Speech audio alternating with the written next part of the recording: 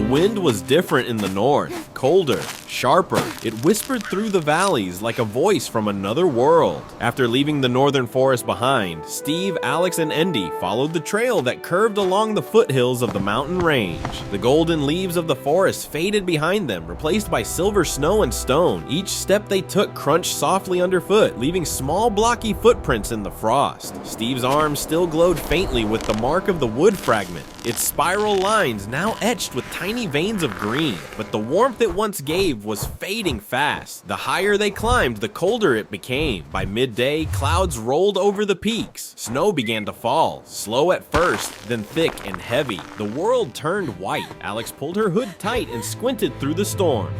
"We're close," she murmured, checking her compass. Endy struggled through the drifts, half buried with every step. Steve carried him for a while, his breath misting in the icy air.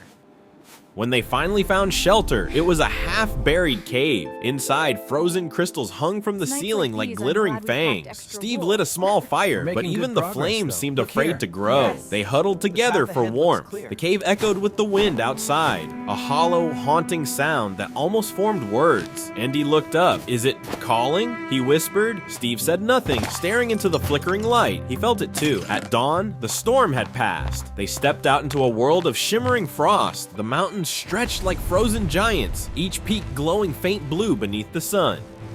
Far ahead, a faint shimmer hung in the air, a curtain of light like rippling glass. As they approached, the snow beneath them hardened into translucent ice. They could see faint shapes moving underneath, shadows that looked like people.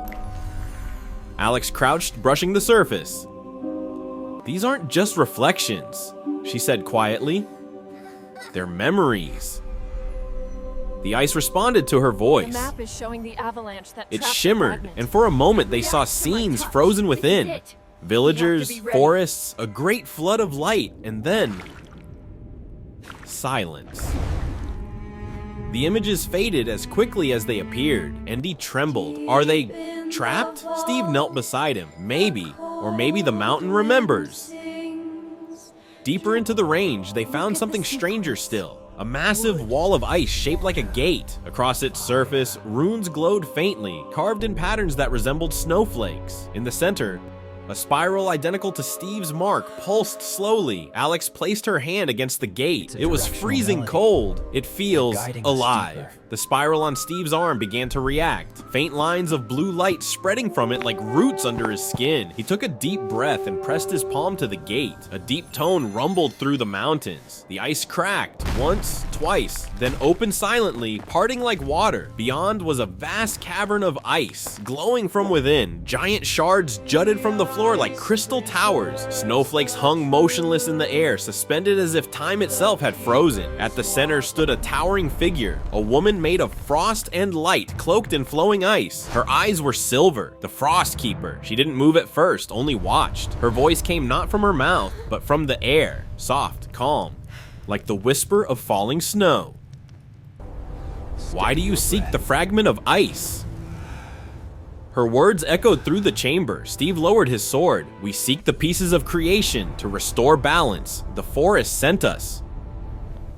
The Frost Keeper stepped closer, her steps leaving trails of frost that glowed faint blue.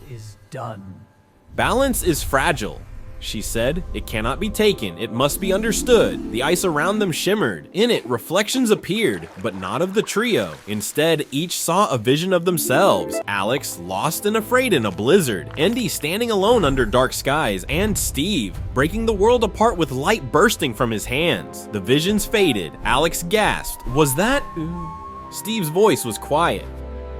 A warning. The Frost Keeper extended her hand. A glowing cube of pale blue energy formed in her palm, the ice fragment, spinning slowly like a frozen heart. "Only those who face their own reflection can wield creation's cold," she said. "Will you still reach for it, knowing what it shows you?" So the Enderman says, For a long moment, no one spoke. Then Steve stepped forward. He didn't reach out to take it. He simply nodded. If creation means seeing all sides, the beauty and the fear, then yes, I will face it. The Frost Keeper tilted her head. Looks A like we head smile, north from faint here. but kind, passed across her face. The fragment lifted and drifted toward him, resting lightly in his hands. The cold vanished. The air filled with light. The fragment merged into his arm, and the spiral mark changed again, now etched with veins of ice blue. The Frost Keeper's voice softened. Then the mountains remember you. Carry their silence with care. Her figure dissolved into snow, scattering into the air. He just couldn't pick him up anymore. Outside, the sun had returned. All right, pack secure. Good. Let's The move storm while the light clouds were holds. gone, leaving the sky brilliant and clear. From the mountain ridge, the trio could see forever. The forests far below, the rivers winding cut like across silver the springs, threads, we can and avoid far the to the patrol east, rail. a faint And the updraft crimson from the glow. steam will mask Alex us until squinted. sunrise. The next We one, move at Steve first nodded light. slowly. Fire. Andy groaned. Hot again? But I just got used to cold. They all laughed. As they started their descent, the snow under their feet sparkled like stars. Each step left behind a trail of light, as if the mountain itself was saying farewell. And far above them, where the Frost Keeper had stood, the wind whispered a single word through the frozen peaks. Continue.